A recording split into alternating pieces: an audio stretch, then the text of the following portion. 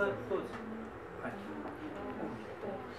Tatăl nostru cel ceresc, ce-n slavă împărățești, Tatăl nostru Dumnezeu, azi la tine vin și eu, sfânt e numele tău.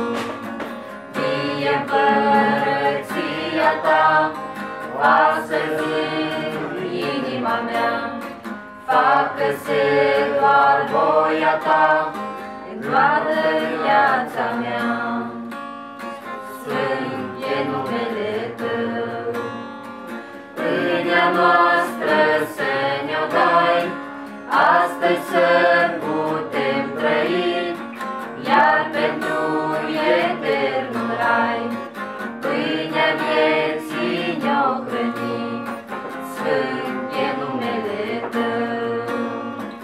Iartă-mi tu păcatul greu, iartă-mi tu greșeala mea, tot așa cum iert și eu, tot așa cum voi ierta. Sfânt e numele tău. Ține-ne sub scutul tău și în ispite nu ne du, și ne scapă de cel rău și ne ajută, Doamne, Tu.